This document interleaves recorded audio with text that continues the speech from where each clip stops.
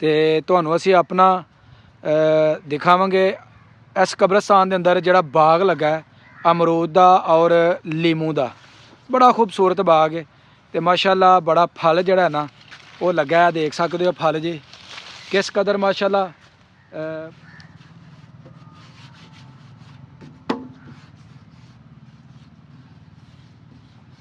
माशाल्लाह मतीन भाई बड़ा तगड़ा फल लगा है, की ख्याल है। तो माशाल्लाह इन्हां दी जिहड़ी है ना अपना फल की विक्री वो भी जबरदस्त है। इधर गोला से ते इस तरफ जनाब सराही।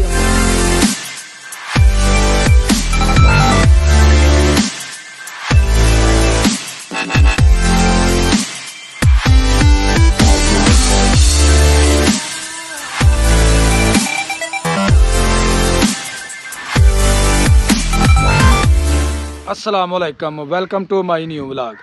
मैं जी तुहाडा दोस्त सुल्तान शेख, पंजाब के खूबसूरत संती शहर सियालकोट तो।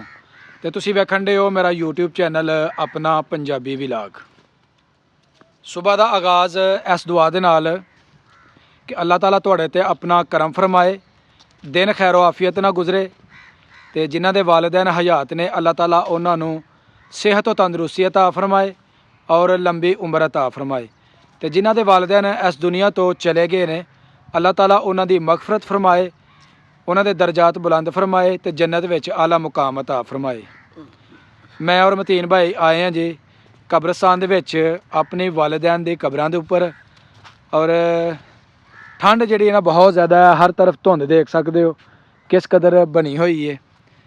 तो तुहानूं असीं अपना दिखावांगे इस कब्रिस्तान के अंदर जोड़ा बाग लगा है अमरूद का और लीमू का, बड़ा खूबसूरत बाग है। तो माशाल्लाह बड़ा फल जोड़ा है ना वो लगा है, देख सकते हो फल जी किस कदर माशाल्लाह। जोड़े अमरूद के दरख्त ने वो लदे हुए ने इस फल के नाल। तो माशाल्लाह तो फल उतरन डे मंडी दे विच जा रहे हैं। उस तो इलावा बाहर जोड़ा सड़कों के उपर जोड़ा ना इनू सेल किया जान डे। तो सब तो पहला चलने जी अपने वालिदैन की कब्रां के उपर, उत्थे फातिहा खानी करांगे। तो उस तो बाद असीं चलांगे जनाब तुहानूं बाग दे पूरे दी जिहड़ी है ना वो करवावांगे सैर। तो सब तो पहला चलने जी वालिदैन की कब्रां के उपर।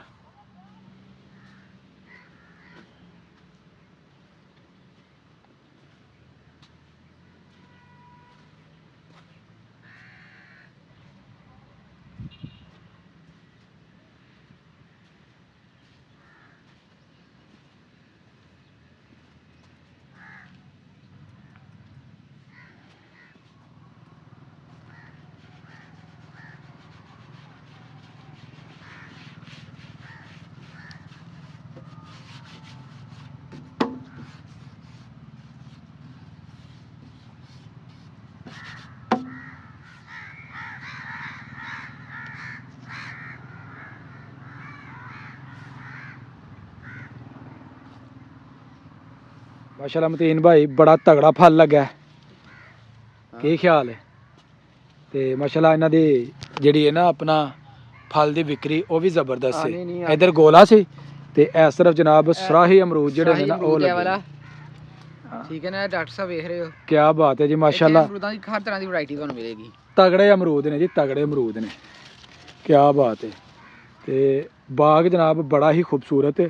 तो उस तरफ तुहानूं लैके चलने आ तो उधर दिखाने जनाब दूसरे जोड़े अपना पौधे लगे ने। तो माशाल्लाह कब्रिस्तान भी मियाँ साहब बड़ी खूबसूरत है। नहीं अपना जी देखभाल होंदी है प्रॉपर, अच्छा माहौल बनिया दा है। कब्रिस्तान दे जेह्ड़े साढ़े इत्थे रखवाले ने गौरगन ने जनाब सजाद भाई माशाल्लाह पूरी जिहड़ी है ना इन्हां दी केयर करदे ने। माशाल्लाह जी बड़े खूबसूरत अमरूद, क्या बात है। दिल करदा सुबह सुबह इहदा ही नाश्ता किया जाए, लेकिन असीं चौके मतीन भाई नाश्ते नाल फुल हो चुके हैं ते इस वास्ते असीं कर नहीं सकते। की ख्याल है? इस टाइम नहीं है। तो असीं आ गए जी दूसरी तरफ ए दीवार वाली साइड ते बाग दा पिछों तुहानूं खूबसूरत मंजर दिखाया। तो हुण तुहानूं जिहड़े खूबसूरत विच रस्ते बने ने वो भी तुहानूं दसने आ। माशाल्लाह जी बड़े खूबसूरत विच रस्ते जिहड़े ने वो बने ने। ते साडी इंतजामिया दी जी बड़ी मेहनत है, बड़ी लगन दे नाल उन्हां ने चार्ज संभालिया। ते दरख्त भी जिहड़े ने वो लगाए जांदे ने, फल आह्ले ते फुल्लदार जिहड़े ना ਪੌਦੇ ਉਹ ਵੀ ਲਗਾਏ ਜਾਂਦੇ ਨੇ। ਤੇ ਇਹ ਜਨਾਬ ਆਪਣਾ ਮਾਸ਼ਾਅੱਲਾ ਲਿਮੂ ਦੇ ਨਾਲ ਭਰਿਆ ਹੋਇਆ ਜਿਹੜਾ ਨਾ ਇਹ ਪਿੱਛੇ ਬੂਟੇ ਇਹ ਦੇਖ ਸਕਦੇ ਹੋ। ਮਤੀਨ ਭਾਈ ਅੱਛਾ ਫਲ ਲੱਗਾ, ਕੀ ਖਿਆਲ ਹੈ? ਲੈਮਨ ਵੀ ਤੇ ਅਮਰੂਦ ਵੀ ਬਹੁਤ ਰੋਜ਼ਾਨਾ ਟੁੱਟਦੇ ਨੇ, ਰੋਜ਼ਾਨਾ ਕੋਈ ਐਸਾ ਦਿਨ ਨਹੀਂ ਜਿਸ ਦਿਨ ਇਹ ਨਾ ਤੋੜੇ ਜਾਣ। ਔਰ ਬਾਹਰ ਤਕਰੀਬਨ ਹਰ ਰस्से ਦੇ ਉੱਪਰ ਜਿਹੜੇ ਨੇ ਨਾ ਇਹ ਫਲ ਲਗਾਇਆ ਜਾਂਦਾ ਹੈ। बेहतरीन चीज़ है वाली। क्या बात है जी, ਇਹ ਦੇਖ ਸਕਦੇ ਹੋ ਜੀ ਬੜੇ ਜ਼ਬਰਦਸਤ ਜਨਾਬ ਇਹ ਪੌਦੇ। ਤੇ ਇਹ ਜੀ ਇੱਧਰ ਲੱਗੇ ਨੇ ਆਪਣਾ ਸੋਹਣੇ ਆਪਣਾ ਇਹਨਾਂ ਨੂੰ ਲਿਮੂ ਭਰੇ ਨੇ ਲਿਮੂਆਂ ਦੇ ਨਾਲ।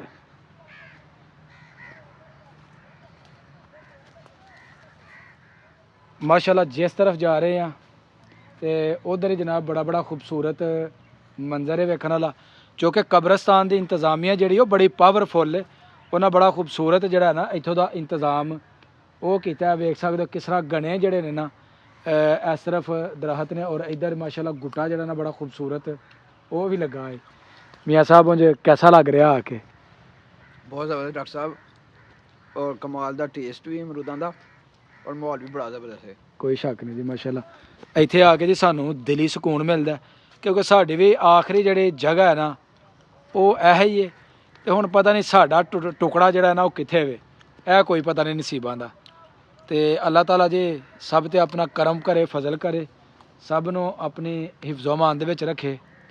ਤੇ ਮਤੀਨ ਭਾਈ ਕਾਫੀ ਟਾਈਮ ਇੱਥੇ ਗੁਜ਼ਾਰ ਲਿਆ, ਚਲੀਏ ਹੁਣ? चलो ਚਲੋ ਜੀ ਅਸੀਂ ਚੱਲਦੇ ਜੀ ਐਸ ਰਸੇ ਚੱਲ।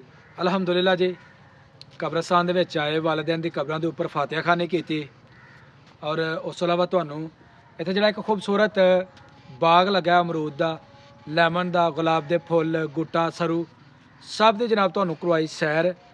ਕੈਸਾ ਲੱਗਾ ਸਾਡਾ ਕਬਰਸਤਾਨ?